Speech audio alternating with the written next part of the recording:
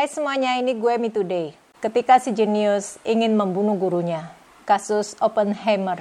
Sebagaimana kita tahu, bom Hiroshima dan Nagasaki di tanggal 6 dan 9 Agustus 1945 adalah berdasarkan teori Einstein. Namun ada beberapa pakar fisika lainnya, terutama Julius Robert Oppenheimer, orang yang mendevelop bom atom. J. Robert Oppenheimer, kelahiran 22 April 1904, merupakan salah satu Yahudi dari Jerman yang mengungsi ke Amerika Serikat, kuliah di Harvard, dan meraih gelar sarjana kimia di usianya yang ke-21 tahun. Lanjut mendapatkan gelar PhD bidang fisika di Universitas Göttingen di Jerman di usianya yang ke-23 tahun. Universitas Göttingen ini adalah pusat kajian fisika teoritis terkemuka di dunia. Kontribusinya di bidang fisika, terutama mekanika kuantum dan fisika nuklir. Sampai di tahun 1942, Manhattan Project merekrutnya untuk mendevelop senjata nuklir 4 tahun setelah Jerman memulai program senjata nuklir. Di 1945, senjatanya dipakai untuk ngebom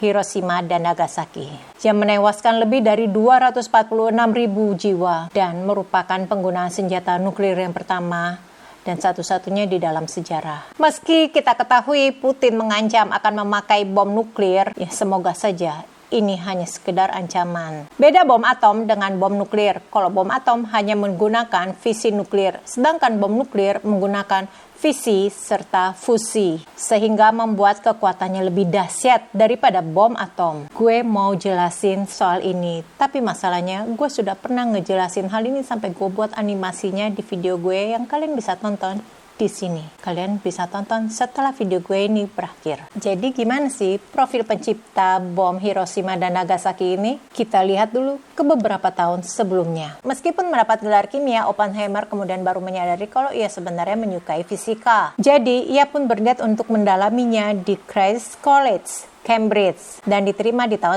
1924. Kemudian Oppenheimer menulis surat kepada Ernest Rutherford agar ia dapat diterima bekerja di Lab Cavendish. Bagi kalian yang gemar belajar fisika, pasti mengenal siapa Rutherford, bapak fisika nuklir. Rutherford tidak terkesan dengan Oppenheimer karena dianggapnya Oppenheimer ini ceroboh. Ceroboh dalam artian di lab fisika. Kalau kalian menganggap ceroboh ini seperti ala-ala clumsy-nya Donald Duck, tidak demikian. Oppenheimer bukannya menjatuhkan barang dengan sengaja atau tidak sengaja, atau dia kepleset, tidak seperti itu. Tetapi pasti ada sesuatu hal yang ia lewatkan, seperti melewatkan perhitungan, analisa terhadap pengamatan, penempatan objek, dan sebagainya. Hanya mereka yang tahu, karena ini beda dengan lab kimia. Seperti ciri-ciri orang jenius yang tidak mudah menyerah, begitupun dengan Oppenheimer. Karena ia sudah memiliki niat agar dapat diterima di Lab Cavendish, maka Oppenheimer mencari celah siapa yang bertanggung jawab terhadap lab tersebut, selain Rutherford tentunya. Kemudian didapatlah nama J.J. Thomson. J.J. Thomson ini juga merupakan pakar fisika yang terkenal sebagai penemu elektron. J.J. Thomson mengakui kepintaran Oppenheimer, bersedia menerima Oppenheimer dengan syarat Oppenheimer mengambil kursus laboratorium dasar. Untuk pertama kalinya di Cambridge, Oppenheimer belajar fisika kuantum, yang segera membuatnya terjerat depresi berat. Perasaannya ini ia ungkapkan kepada temannya melalui surat yang ditulisnya tahun 1925.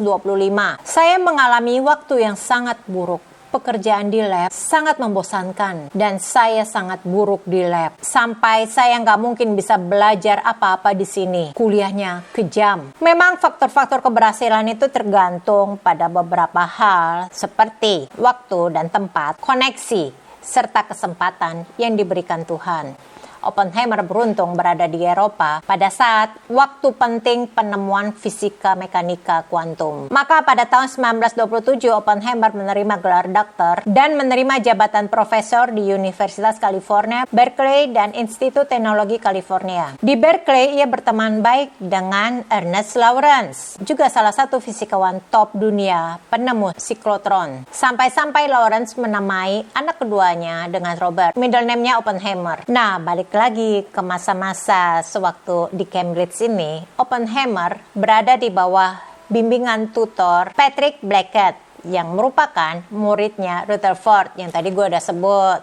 sebagai bapaknya fisika nuklir yang nolak Oppenheimer. Patrick Blackett ini adalah pakar fisika eksperimental yang populer karena merumuskan karyanya berupa sinar kosmik. Menurut Oppenheimer, Blackett ini brilian tapi terlalu banyak menuntut, banyak permintaan. Blackett seringkali meminta agar Oppenheimer lebih banyak meluangkan waktunya di lab, padahal Oppenheimer lebih senang dengan fisika teoritis. Mengingat basic Oppenheimer dipicu dengan fakta bahwa Oppenheimer tidak dapat mempelajari fisika eksperimental karena kecerobohannya di lab. Karena Blackett terus-menerus nge-push Oppenheimer supaya ia mau melakukan apa yang Blackett minta, maka Oppenheimer sampai mencari bantuan psikiater untuk mengatasi mental health-nya. Sampai suatu ketika perang antara Blackett dengan Oppenheimer ini, di saat Blackett mengatakan kepada Oppenheimer kalau Oppenheimer tidak boleh mengikuti kelasnya Niels Bohr. Niels Bohr ini juga fisikawan nuklir,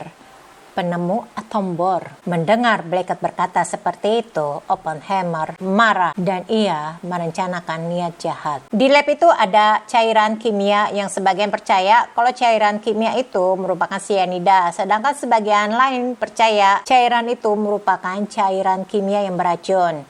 Oppenheimer mengambil cairan tersebut dan menyuntikkannya di apel yang ada di meja Blackett. Kemudian ia menaruhnya kembali. Dalam perjalanan Oppenheimer ke Korsika, ia menyesali perbuatannya itu dan ia mengatakan hal ini kepada teman-temannya. Buru-buru ia kembali lagi ke universitas. Untungnya Blackett tidak jadi memakan apel tersebut, tapi keburu universitas mengetahui hal ini dan berusaha mengajukan tuntutan.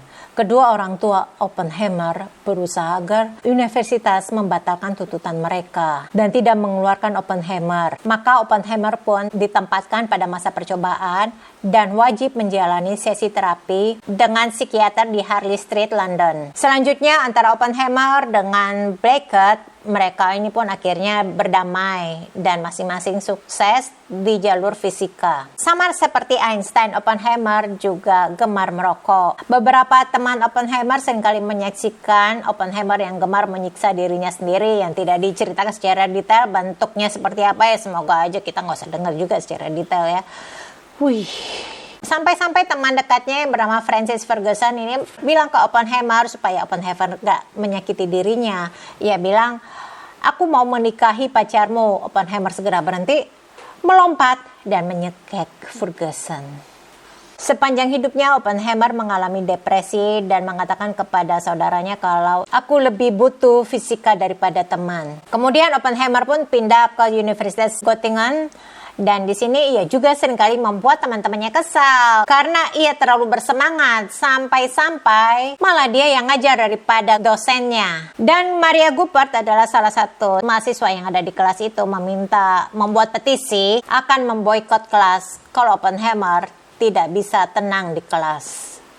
Ketika bom pertama kali diturunkan di Hiroshima, malam harinya diadakan pertemuan di Los Alamos. Ini seperti merayakan keberhasilan Oppenheimer. Oppenheimer naik ke atas panggung dan mengatupkan tangannya seperti petinju yang berhasil memenangkan pertandingan. Saat itu Oppenheimer menyesal senjata ini tidak ada untuk melawan Nazi. Banyak fisikawan termasuk Albert Einstein kecewa kepada Amerika Serikat karena telah menjatuhkan bom tanpa pemberitahuan sebelumnya. Sementara Oppenheimer berharap dengan adanya bom tersebut akan membuat tidak terpikir untuk perang dan mengacu kepada peraturan internasional untuk senjata semacam itu. Teman gue yang jenius dulu juga hampir melakukan hal yang sama seperti Oppenheimer dan mendapat sanksi yang sama juga. Dan apakah ada dari antara kalian yang punya teman jenius juga seperti ini?